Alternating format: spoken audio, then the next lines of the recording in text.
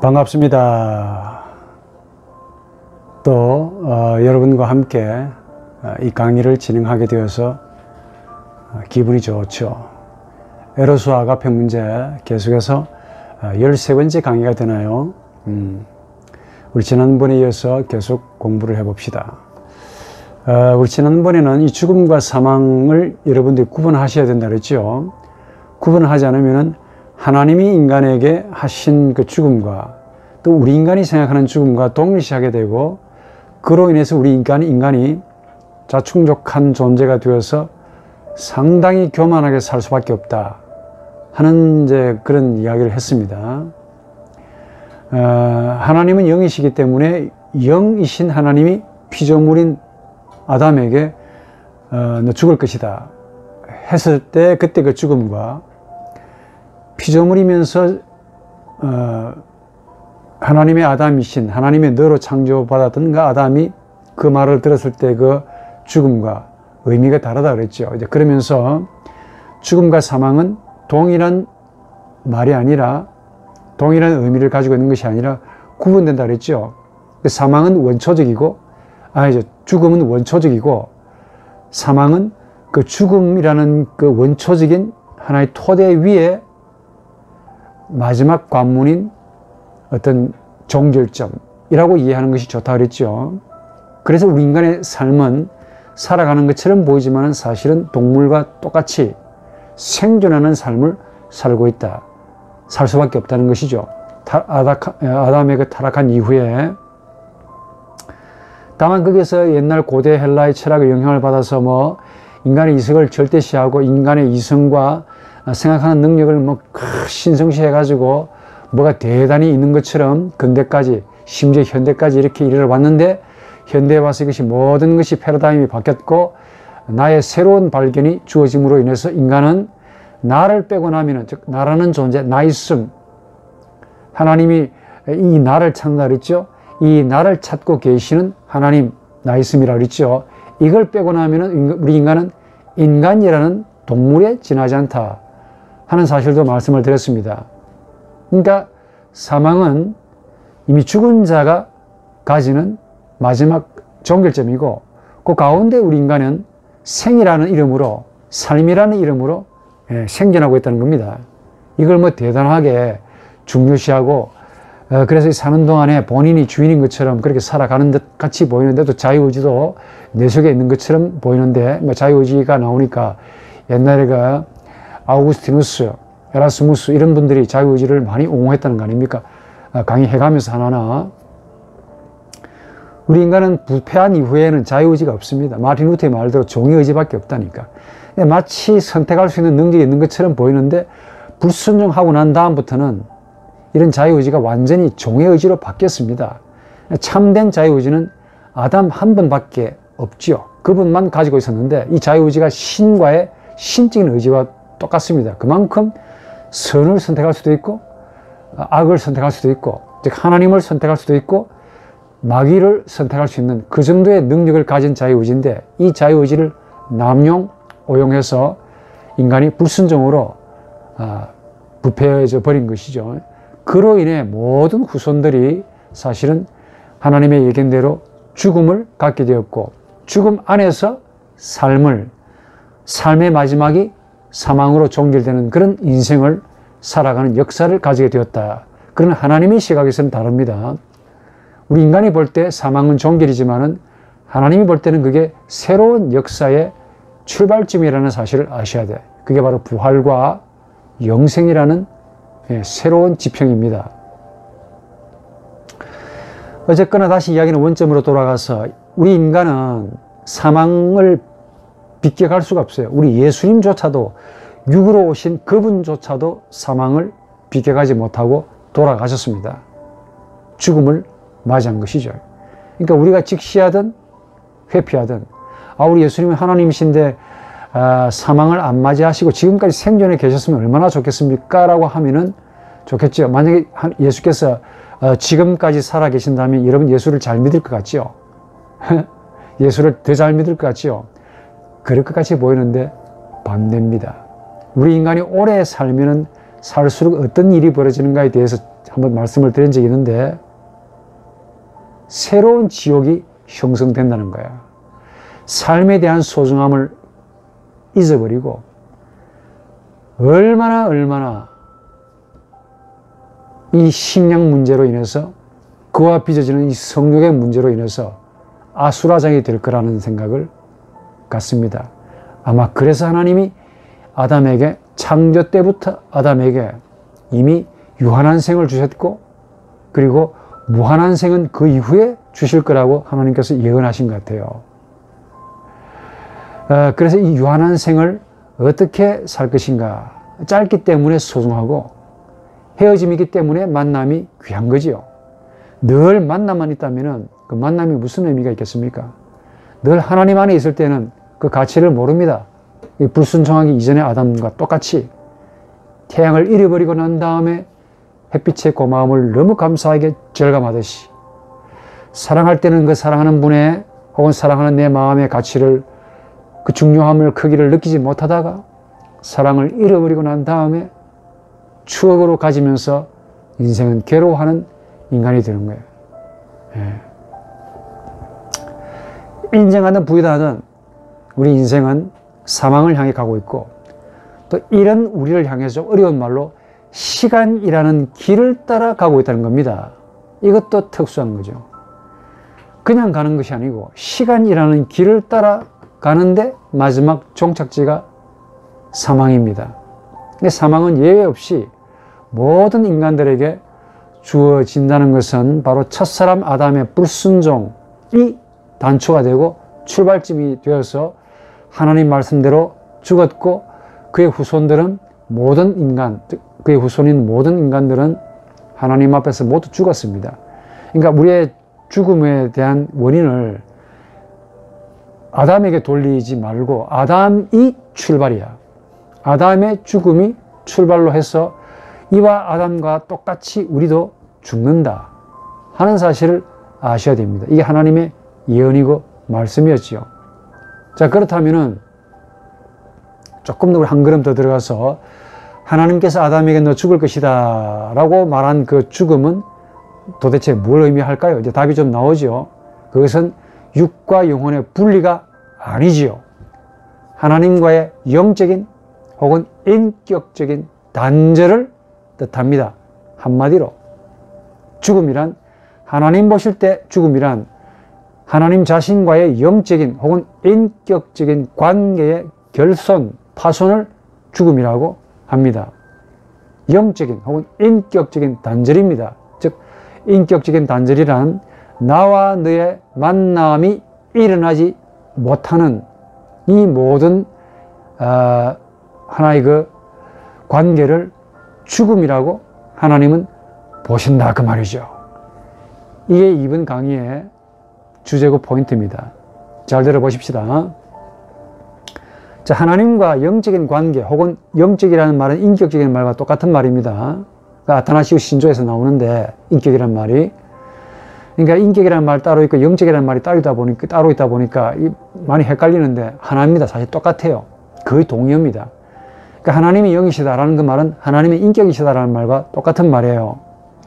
자, 그러면 죽음이라는 것은 영과 육체의 분리가 아니라 어때요?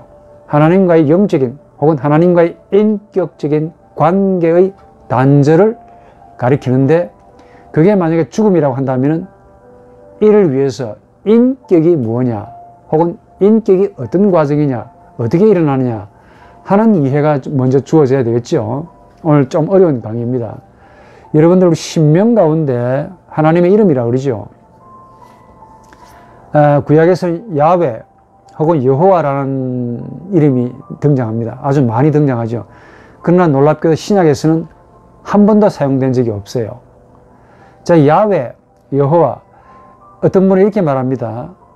혹시 강의를 들으시는 분들은 없기를 바라는데 야훼 신명은 성은 야시고 이름은 웨라는 이름을 가진 어떤 신의 이름 아닌가.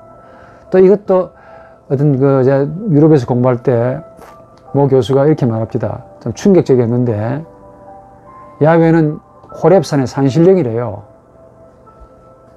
그분의 생각이죠. 하다 보면 저렇게 말을 할 수 있는 거구나. 어떻게 보면 또 그렇게 볼 수도 있겠지만은, 소위 이런 야훼라는 이름은 야훼라는 이름의 신명이 아닙니다. 의미가 있어요. 이 모세가 야훼라는 이름을 처음 받아낸 분이라고 보는데, 당신 이름 뭡니까? 라고 물었죠. 대단한 모세입니다. 모세가 묻지 않았더라면 나는 야훼다 라고 말을 안 하셨는지도 모르죠. 이게 하나님 입장에서는 별로 중요하지 않으니까. 내가 너와 함께 할 거다 할 텐데, 굳이 이 부패한 인간인 모세는 이름을 물었다는 거 아닙니까? 왜냐하면 그 당시 가나안 지역에 어마어마한 신들이 있었습니다. 특히 이집트. 전부 신이야. 모든 만물이 전부 신의 현현으로 보았던 겁니다. 그 당시 인생관이. 강의 신, 풍요의 신, 황소의 신, 생육의 신, 전부 신이었습니다.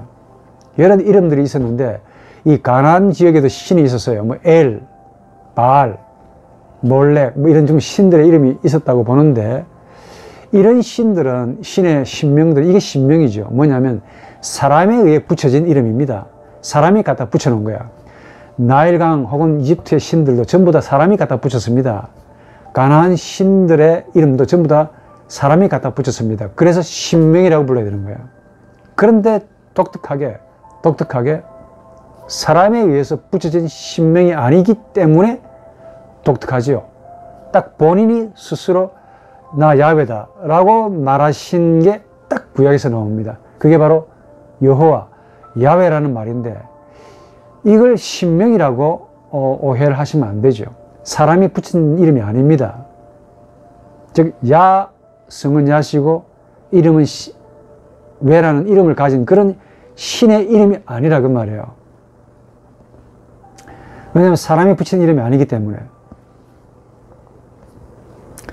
그 유명한 W.H. 슈미트라는 구약학자가 있는데, 이건 이제 현대 신학자들이 이제 소위 그 인격주의 영향을 많이 받아서 그 이후에 구약학자들도 이런 식으로 해석을 많이 합니다. 야훼를 이분은 뭐라고 말하느냐, 이렇게 말합니다. 신성의 본질 방식의 어떤 면을 드러내는 것이라고 말하면서 그 신성의 특징이 뭐냐, 그러니까 신성의 본질 방식을 드러내는 거래요, 야훼가. 말은 좀 어렵게 하지만은 어떤 말이냐면은 신성의 본질 방식을 드러내는 거란 말이에요, 야훼가. 야훼라는 이름을 가진 신이 아니고, 야훼라는 말은 신성의 본질 방식을 드러내는 건데, 그 신성의 본질 방식, 그 특징이 뭐냐면은 신성이 나타나는 장소를 뜻한다, 이겁니다. 이게 중요한 포인트야. 슈미트라는 구약학자 유명한 분입니다. 야훼란 신의 이름이 아니고, 이분에 의하면은 신성이 나타나는 장소를 야훼라고 한대요. 야훼라는 말의 어원을 아무리 찾아봐도 구약학자들은 전부 다 이야기 다릅니다. 어원이 없답니다. 어떤 분은 하야에서 왔다, 있다. 히브리어로. 야훼가 만약에 하야, 있음. 그래서 옛날에는 나는 스스로 있는 자가 아니라 라고 번역했습니다. 이걸 해결이 그대로 갖다가 쓰다가 신을 가리켜서 인간은 신의 현현이라는 말까지 하게 됐지 않았습니까? 스스로 있다 보니까 독백하는 신이고, 초자연적인 신이고, 세상과 무관한 그런 독백하는 모놀로그의 이 필로소피를 창안했다, 그 말입니다. 해석을 잘 하셔야 돼. 한 번 더, 현대 신학자들은 이런 야훼를 독백하는 천상천하 유아독존의 식으로 스스로 있는 신으로, 스스로 있는 자라고 그렇게 해석하지 않습니다. 시대는 많이 바뀌었죠. 학문도 발전하고. 신성이 나타나는 장소를 야훼라고 불렀어요, 이 슈미트는. 그래서 야훼라는 말은 어원이 없다. 만약에 있다 하더라도 보통 하야에서 왔다 그러는데, 이 하야라는 이 말은 고대 히브리인들에게는 적어도 있다, 존재 있다라는 이 말은 히브리인들에게는 헬라인들처럼 형이상학적이고 어떤 정적인 그런 개념을 나타낸 것이 아니래요. 아니라 오로지 자신을 위한 절대적인, 한마디로 자기 백성들을 위해서 거기에, 그대로 인용해 드립니다, 거기에 현재로 활동하는 생명을 지칭한다, 그 말이에요. 쉽게 말하면은, 아이고, 여러분, 그 학생들 같으면 좀 어렵게 말을 해서 기를 좀 죽이고 싶은데, 이 동영상 강의다 보니까 일단 강의하는 제가 완벽하게 이해하지 못하면은 여러분 들을 때 웃을 거 아닙니까? 하여간 제가 쉽게 완전히 섭취해가지고 여러분들 소개해 드릴 테니까 잘 좀 이해해 보시기 바랍니다. H.W. 슈미트라는 유명한 현대 신학자는 이렇게 말합니다. 야훼란 신명이기보다 신성이 나타나는 장소인데 어원이 없다. 그럼에도 불구하고 있다라는 하야 동사에서 많이 하긴 하는데, 하야 동사에서 왔다고 하더라도 야훼가 있다고 하더라도 하야, 즉 있다라는 말 자체가 그 당시 히브리인들에게는 헬라인들이 썼던 존재라는 개념이 전혀 아니고 형이상학적이고 뭔가 정적인 그런 개념이 아니라 동적인 개념이고, 의미는 거기에 현재로 활동하는 것을 있다라고 히브리인들이 그렇게 보았대요. 그러니까 하야에서 야훼라는 말이 왔다 하더라도 있다라는 존재라는 그 말은 히브리인들에게는 헬라인과 전혀 다르게 지금 여기서 활동하는 생명을 있다라고 본 거야. 이게 이제 토플라이 버만이라는 분이 쓴 책, 헬라인과 히브리인들의 사유 방식의 차이라는 책을 썼는데 거기서도 동일한 말을 합니다. 아마도 이 슈미트라는 이 학자도 이런저런 책을 참고해서 썼겠죠. 그래서 이제 슈미트는 이 야훼라는 이름을 두 가지로 이제 제시합니다. 하나는, 한 번 더 이 말을 하기 전에, 야훼란 신성이 나타나는 장소, 신의 이름이 아니라 신성이 나타나는 장소인데 어디에 나타나느냐? 거기에 활동하는 생명이라는 겁니다. 그러니까 말이 없다 보니까 이렇게 한 거지. 자, 그러면서 이 이름이 두 가지로 제시가 된다. 하나는 소망이나 믿음처럼 하나님이 자신을 드러내셔서 계시하심과 또 개입하심에 대한 인간의 감사를 의미하고, 이게 첫 번째고, 인간의 감사래요. 하나님이 우리 인간에게 역사하시니까 히브리인들이 얼마나 감사합니까? 자기들을 이집트에서 종살이 하던 이 천한 종놈들인 우리들을 끌어내 줬으니까 감사하잖아요. 그 감사의 의미를 담은 이름이 하야고, 그 하야에서 유출된 야훼라고 하는 게 첫 번째 이분의 주장입니다. 다른 하나는 자신의 행위로부터 스스로를 생각하는 생명이라는 의미가 담겨 있대요.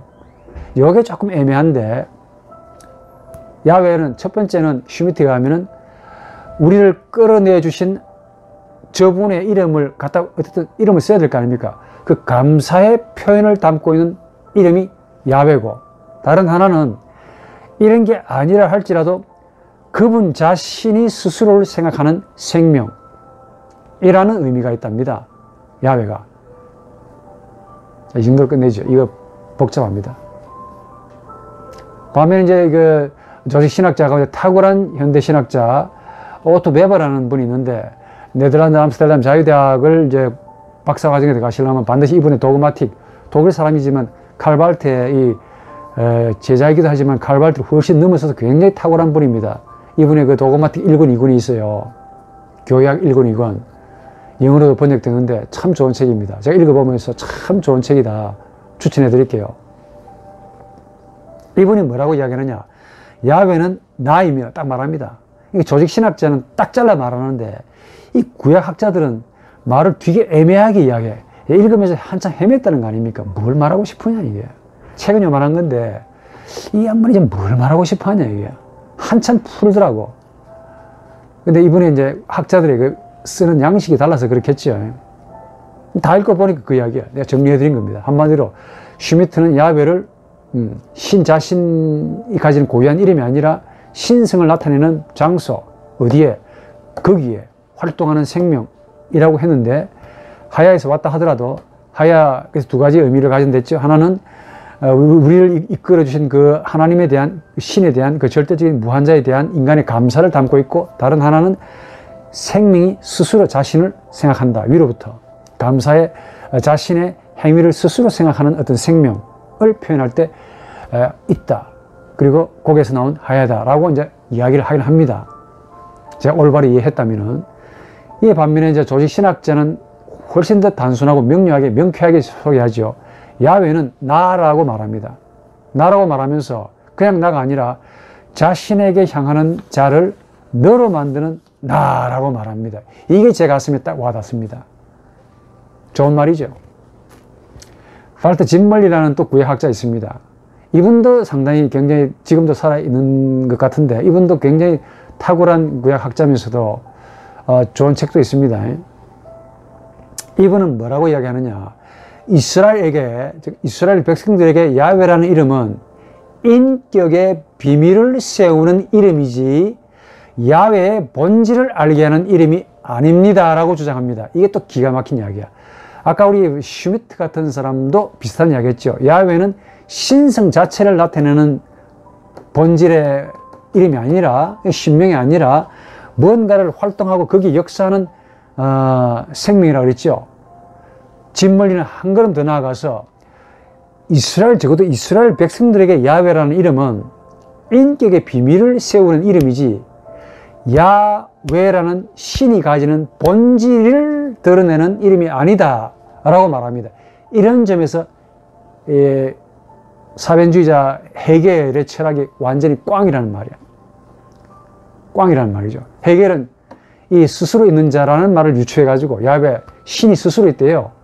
신이 자기 자신을 스스로 의식하고 발전하고 현현하고 오로지 자기를 성취하기 위해서, 자기가 자유로우니까 자기를 성취하기 위해서 이 땅 위에서 현현시키고 숨기도 하고 드러내기도 한다. 이런 철학을, 저는 사변주의 철학을 만들어냈거든요. 그 단초가 뭐냐면은 야훼라는 이 생각이, 제가 볼 때 이 헤겔은 히브리어를 몰라서 그렇지 않았냐 생각해요. 알았어도 스스로 있는 자라고 여긴 거야.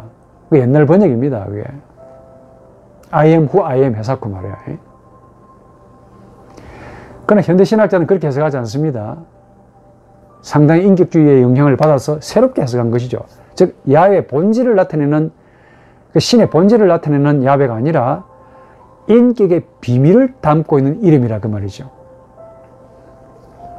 또 탁월한 구약학자, 조금 한물 가신 분 가운데, 한물 가서 표현이 이렇게 해서 미안합니다만 요즘은 이런 분이 좀 지나갔기 때문에 그렇죠.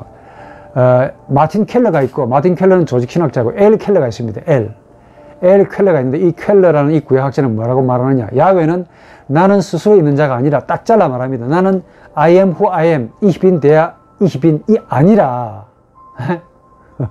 나는 스스로 있는 자가 아니라 야훼를 명명함에 있어서 이스라엘의 언어는 더 이상 그분의 전능성의 장소가 아니다라고 말합니다. 좀 말이 좀 어렵지만 포인트가 뭐냐. I am who I am. 야훼는 나는 스스로 있는 자가 아니라 그 말입니다. 뭔지는 몰라도 적어도 스스로 있는 자라고는 번역이 돼서는 안 된다라고 말해요. 아시겠죠? 헬무트 골비체라는 유명한 또 신학자 있습니다. 조직신학자인데 이렇게 말합니다.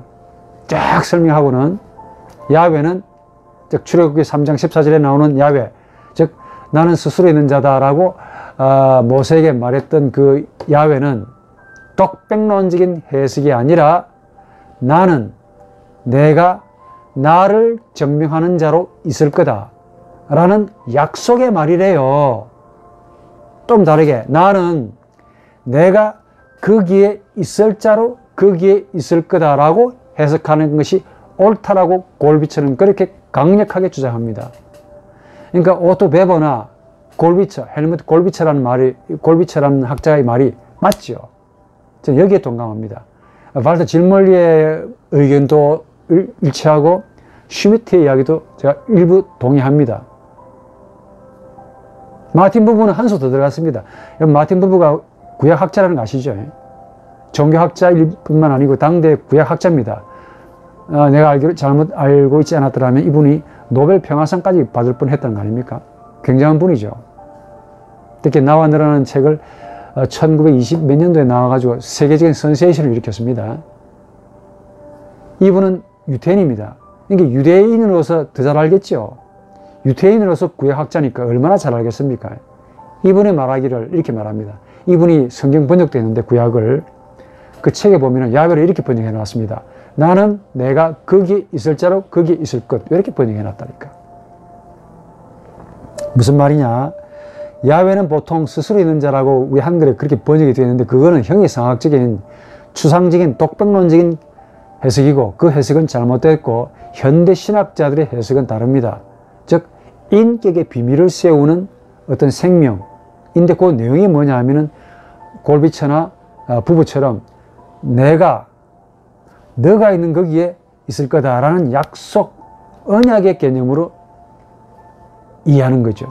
그러니까 야훼, 성은 야시고 이름은 훼라는 이름을 가진 어떤 신의 본질을 지칭하는 말이 아니고 완벽하게 인간을 향한, 인간이라는 존재를 타자로 자신의 마주하는 존재로 여기시고 바로 네가 있는 거기에 내가 있을 거라는 약속의 언약의 하나의 그 예언이라 그 말이죠. 그게 야훼라고 말합니다.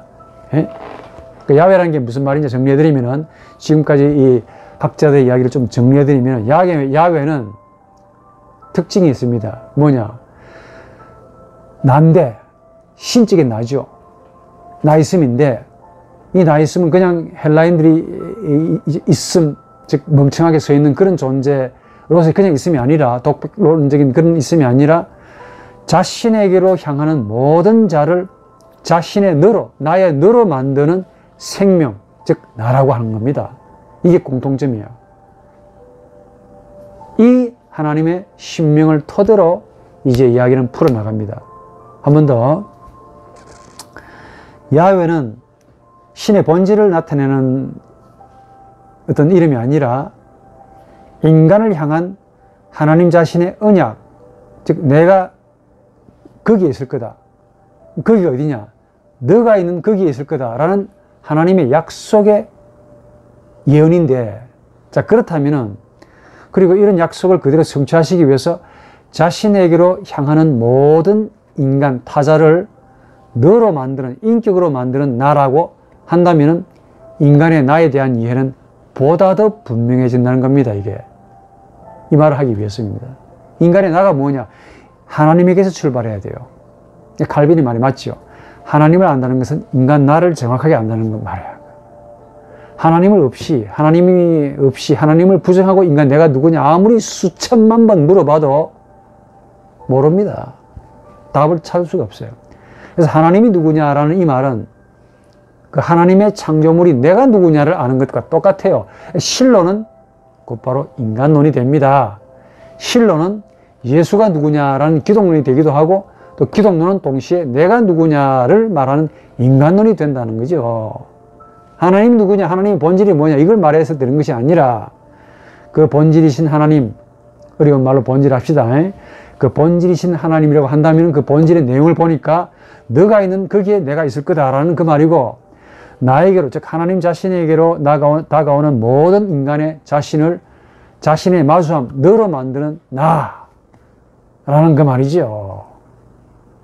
자, 이렇게 되면은 인간의 나는 하나님과의 나, 하나님의 나 있음으로 인해 보다 더 분명해집니다. 무슨 말을 드리고 싶으냐? 지금까지 여러분들에게 드린 강의를 잘 따라오셨다면은, 자, 에버너부터 시작해서 우리 인간이 최초로 한 말이 있다 그랬죠. 그 탄식이라 인터액션이라고 그랬습니다. 인간이 최초로 한 말이 탄식에 의한 고통의 말이라고 했고, 에버너가 또 그 고통의 말은 인도 게르만 철학에서 아트만이라는 말이 나옵니다. 이 아가 나오는데 이 아가 나라는 말이래요. 에버너의 말에 의하면은 나 있다라는 말이래요. 여기 인도 그 산스크리트 언어의 그 언어죠. 그 어원의 기운인데, 원래 이 태초의 우리 고대 언어 가운데 굉장히 그 어려운 그 고대 언어가 있습니다. 그 가운데 한 개가 바로 산스크리트 언어인데 유럽 언어의 모체가 됩니다. 그 가운데 게르만 언어, 인도 철학이죠. 인도 철학이 굉장히 깊습니다. 인도 철학에서 이게 로 나오는데 이게 뭐냐면 이게 나래요, 나.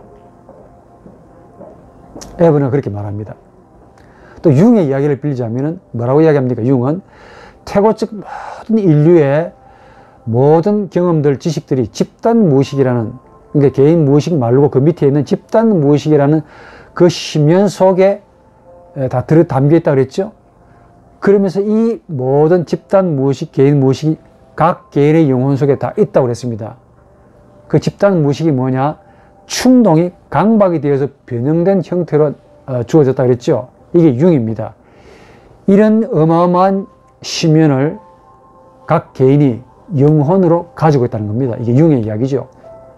자, 그러면 금방 우리가 배웠던 야훼, 신명, 야훼라는 신명이 자신에게로 향하는 모든 인간의 나를 자신과 마주할 만한 너로 만드는 나라고 한다면 지금부터 중요한 이야기 합니다. 다음과 같은 이야기를 추론해 볼 수 있습니다. 특히 창세기 3장 9절에 나무 뒤에 숨어있는 아담에게 네가 어디 있느냐 라고 했을 때, 그때 너는, 하나님이 찾으셨던 그때 너는 아담에게는 반드시 있어야 할 하나님 안에 있는 너였습니다.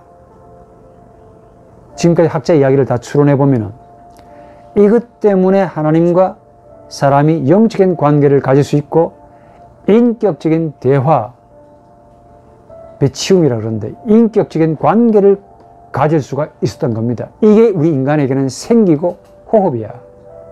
호흡이 이게 끊기면, 이게 없으면 호흡이 멈추는 것과 똑같고 이게 죽음이라고 이야기했죠. 그래서 하나님은 부르시는 나고 뭘 불러요? 우리 인간에게서 너를 찾으십니다. 자신의 것이죠.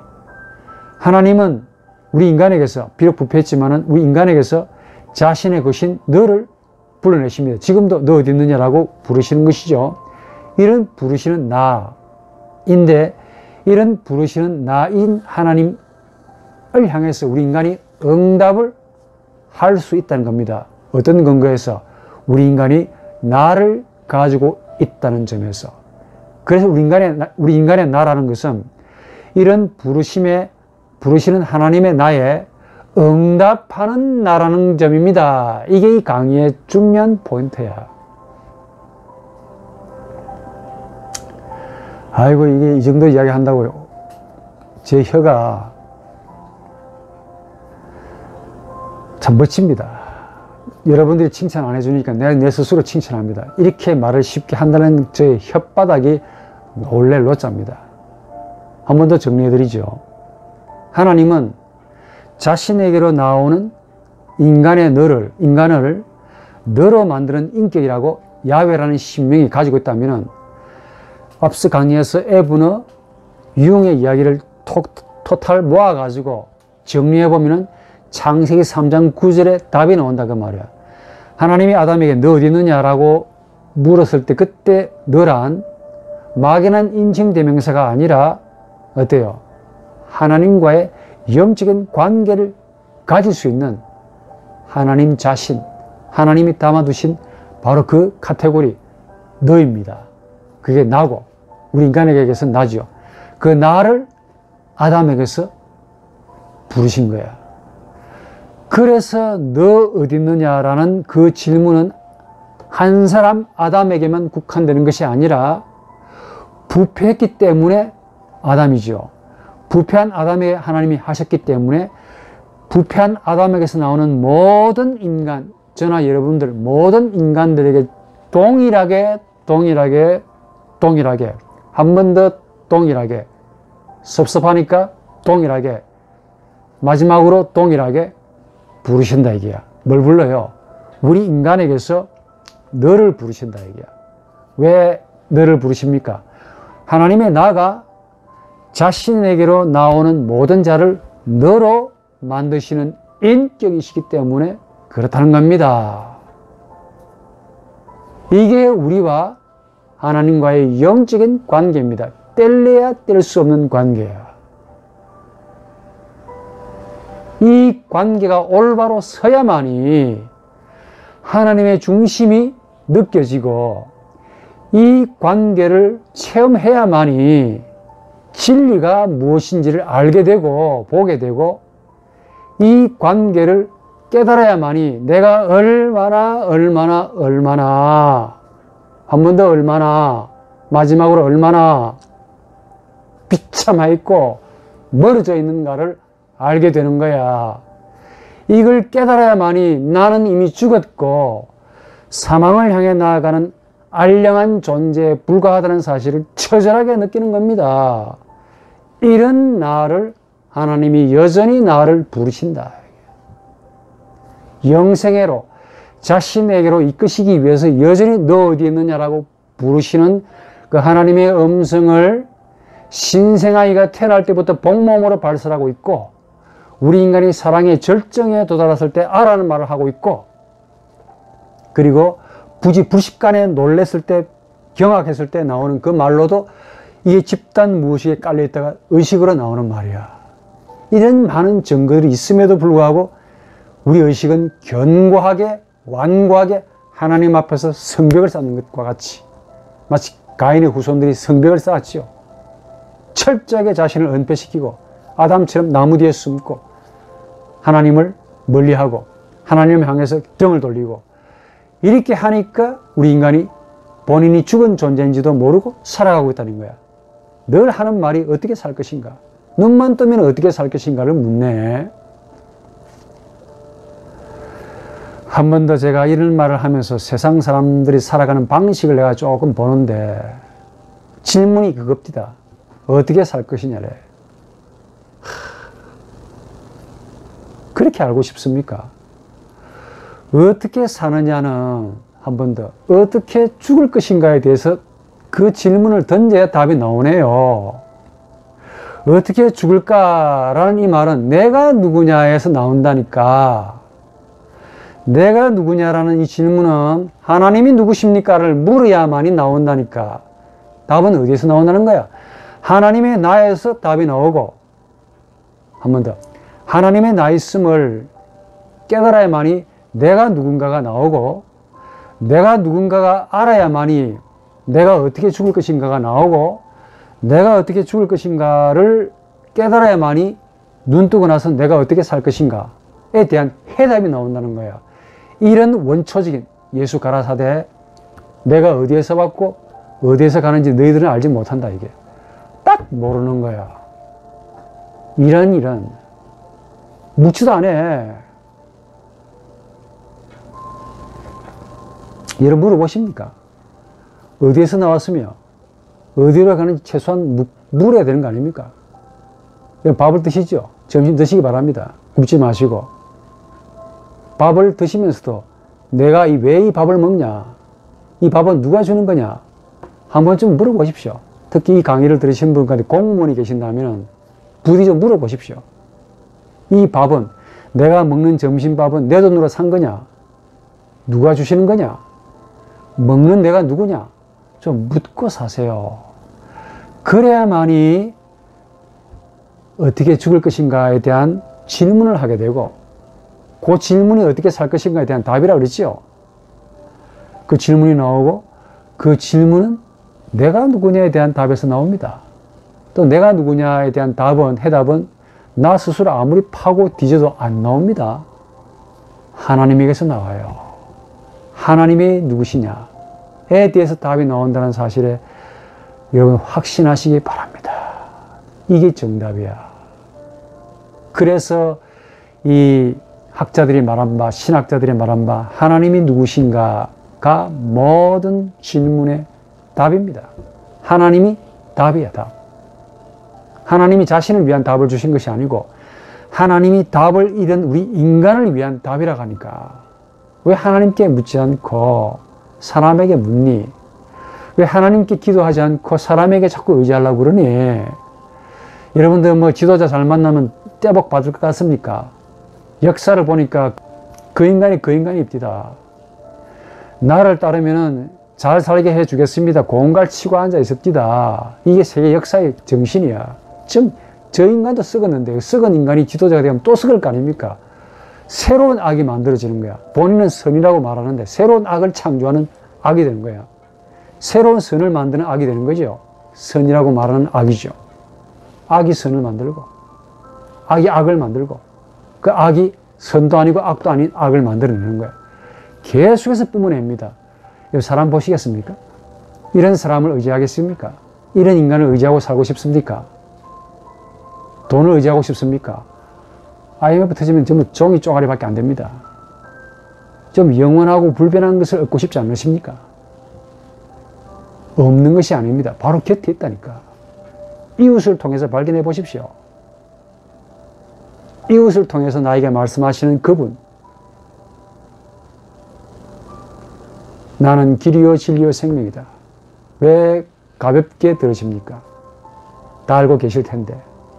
나는 아버지에게로 가는 길이요 진리요 생명이라고 예수께서 말씀을 하시는데도 왜 무겁게 듣지 아니하십니까?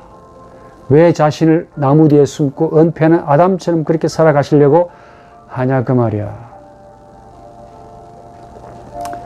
이 강의를 들으시고 목회를 하시겠다는 분, 적어도 장이 되시고자 하시는 분, 총장, 위원장, 관장,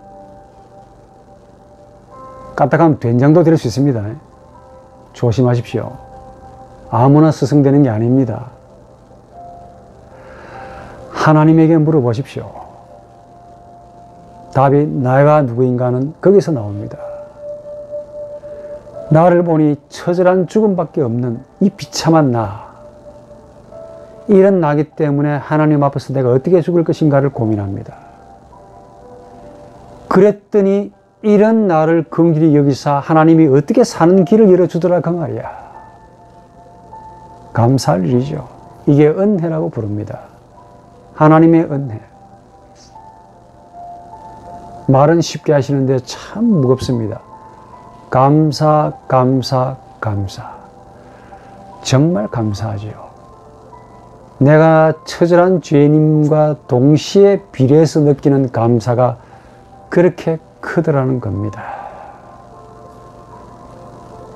이런 생명의 비밀을 조금이라도 느끼시며 살기를 바랍니다.